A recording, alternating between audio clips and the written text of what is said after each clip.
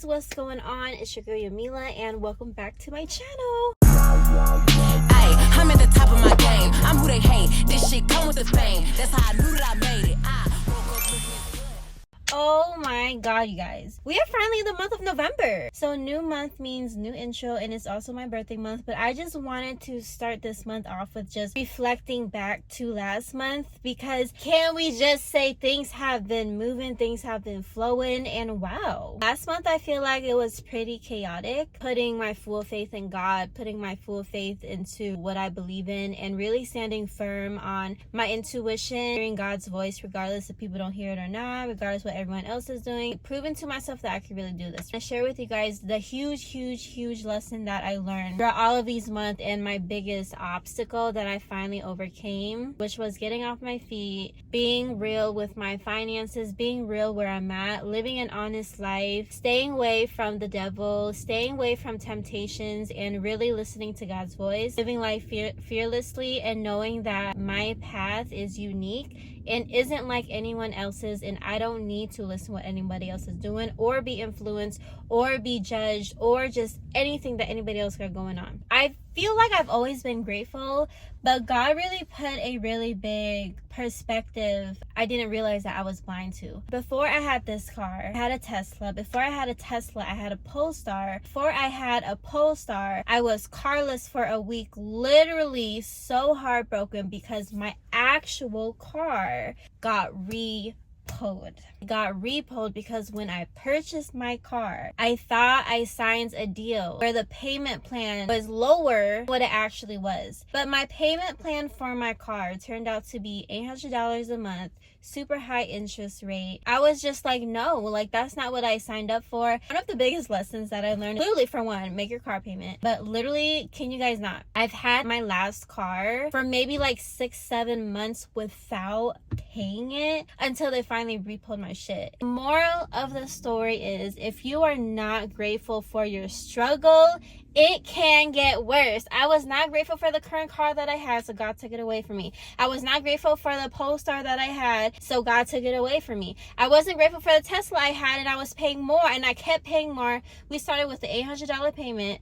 The Polestar was a $477 a week payment. Tesla was $800 a week payment, and now I was gonna have no car at all, no way to make income, and I was just gonna be here, probably gonna have to get evicted, not have a job, and more than likely go back to my mom's house and really start from scratch because I just wasn't grateful. And so the moral of the lesson, the huge lesson that I literally learned, is nothing is perfect, and if you are not grateful for your struggle, it will get worse. Even though I feel like I'm more positive than most people, still I could find more ways to be positive. Still I could find more ways to be happy in my current situation. Still I could still find ways to have more peace in anything that I'm at. And it's like, even today, like I had a small breakdown over a personal situation that I'm like, yo, like this is so unfair. Why is this happening to me? You know, bad things shouldn't happen to good people, but the reality of life is bad things happen to good people all the time. It can be worse. So even though I have situations in my life where I'm like, it hurts me sometimes that certain situations are the way that it is, but now it's just, yes, it's okay. Like, it could be 10 times more chaotic. It could be 10 times more unfair. It could be 10 times more difficult. But instead of complaining about how hard things are, I've learned that I need to find the positive in things. I need to be more grateful. I need to identify, okay, maybe I'm not where I want to be right now, but how has God came through in my life in this current situation? I've spent a lot of time the past few days really writing out my goals. I created this goals template. It's not ready to be released yet, but it's so detailed, and I have all my goals lined up for this year, for next year, all the specific steps I need to take, all the resources that I need to gather together to make sure each goal is tackled correctly and is sustainable. I've always had goals, but when you are very strategic and lay the foundation to everything and the longevity of it, it's just 10 times more exciting. You can't say anything to a woman that knows exactly where she's going. You might feel like you could attack her because I put everything on the internet, but you can't tell me anything because I know myself. And a woman who is secure in herself does not care what anybody else thinks. not care about being judged, can move fearlessly towards her goals, talk her shit, move in any way she wants to move because she knows. She knows. You could go judge an insecure person that don't know themselves. That is gonna hurt them. But a woman like me who's fearless and confident and knows where she's going and has God by her side, you can't hurt me, babe. You can't attack me, babe. There is nothing you can say, the paragraphs exposing me, saying I did that, this, that, and the third. I don't care. And I'm going to say this and I'm going to preach it every single time. And I'm standing on business because I know myself. I know my value. I know what I stand for. And I could talk my shit every single day. This is my platform. I just want to share where I'm at mentally because I feel like you guys have seen a more stressful, vulnerable, worrisome side of me that now it's like I want to share my energy of where I'm at today because I feel like I'm in a more excited spirit.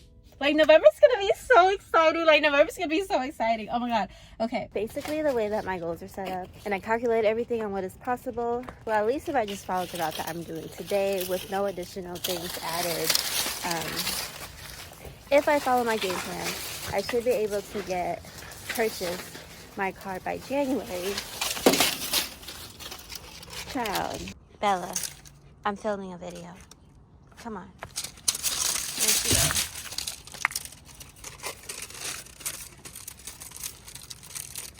Bella. The way that my life is set up, and with the calculations, I will be a pink slave for the rest of 2024 until January so I can get in my car. No socializing, no hanging out. I mean, I can, but those few hours that I'm not driving, I will be editing my video. I will be working on my business. I will be optimizing my website every single day. I will be writing blogs. I love how I am back in my entrepreneurship business era right now. This is the first time where there's like clouds in Vegas and it's like really interesting. Oh my gosh, okay. What are the birds saying right now? Sorry, there was just so much going on outside. But anyways, I'm also fasting this month and I'm really excited. You thirsty ass. I have deleted Instagram app, I have deleted Threads, and I'm also purposely not dating this month or talking to anyone or spending time with people. I just don't need to spend time on, like, I feel like when you know you need to work on yourself, what are you doing besides working on yourself? Like, yeah, you can hang out here and there and, you know, have that balance of a social life because you can't just work all day and go crazy. But, like, overall, I don't have a reason to go out right now. The month of October, I spent so much time applying to jobs, going to interviews, and even got hired at a place. But yeah, I quit that job, and I don't know how I forgot to mention to you guys. I think because like I made a quick YouTube short about it, but like I just don't think that was enough and I really explained anything. So basically what had happened was I started to upload shorts saying that, you know, something was wrong with my dog. So today Bella had diarrhea. To throw out her pink mat bed, turn the air conditioning on because it smells like shit in here. Her walk, she just kept shitting everywhere. And I'm thinking I think she'd be having too much fun with my hanger and she has like hanger in her body. I have no idea where this is coming from, but we have to give her a bath now. Story short, my dog had diarrhea for the whole weekend. I work in 3 hours. Not giving I should leave my dog here alone at the crib. And she's finally better this week, thank God. And shout out to my YouTube comments. They were telling me to feed her chicken and rice. Basically, you know, I'm starting this new job and I'm supposed to go to work while my dog is just unhealthy and I didn't know what was going on with her. And last time she was unhealthy like this, y'all, she was on the verge of dying and having seizures, and literally her last day was minutes away. Just got a job. Like, who do I look like calling out? But like, this is giving almost an emergency. Like, I don't want my dog to die on me. Like, should I call work and cancel, or like what should I do? There's absolutely no way that my dog's dying on my watch at all. I do not care at all. The job gotta go. Yeah, so I just want to give you guys an update. I definitely didn't go to work today. I also didn't call off. Probably never to go back there ever again. Back with my child. Long story short, I didn't go back to that job. I have an emergency. I should be able to be with my child at all times. I need a flexible job. I can't have a job where I can't go up to my child if she's dying and have to watch after her. I don't want to say I'm ungrateful, but I do kind of want to revolve this back to what I said in the beginning of the video, is like, if I'm not grateful for where I am, it can get worse. Y'all, I was making pretty good in like $300, $200 a day driving Uber for versus that 9 to 5 host job that I was doing for $12 an hour. That got me like $200 for the weekend, and they weren't giving me tips, y'all. Since I haven't worked a job in like a decade, my back after 4 hours of doing walking, hosting people, having just sitting people down, my back would be a pain of 8 out of 10. Like, it was crucial, and Advil did not help. It just wasn't adding up. I still wasn't able to pay my bills with that freaking host job. There's absolutely no way I could be where I am and be in alignment with where God wants me to be and be in business and entrepreneurship if I have to work a 9 to 5 and limit the time that I have for myself to somebody else. What I'm doing now with driving Uber, I'm able to make my own schedule. I can work when I want to. I can call off when I want to. An emergency happens, I'm my own boss.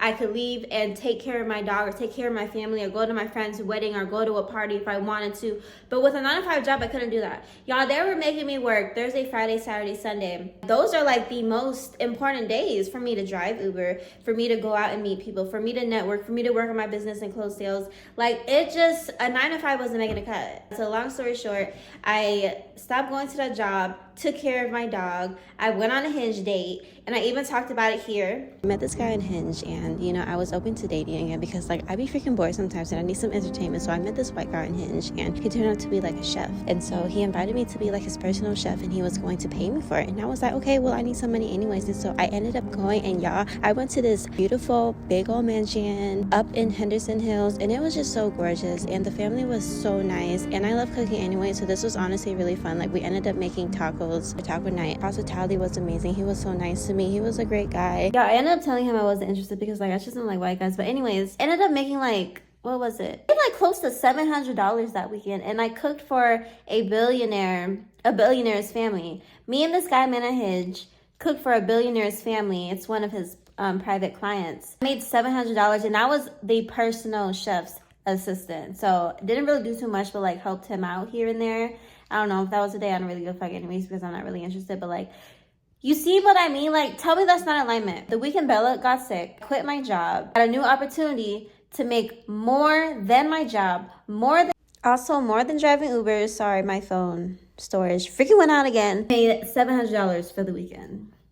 God is a provider, okay? The point of this video is, regardless if I'm working a job, regardless if, you know, I quit a job, regardless if I'm driving Uber, regardless if I'm starting a business or getting into entrepreneurship or doing this, that, and the third, at the end of the day, I'm following God. I know what he tells me. I know what my intuition is telling me. And I peep all the signs that's happening in life and know that I'm always in alignment because I'm letting God lead me. And to me, that's all that matters. So thank you so much for watching this. I don't know if this was really a vlog, but thank you so much for watching this video, y'all. And stay tuned to the next one. Bye, guys.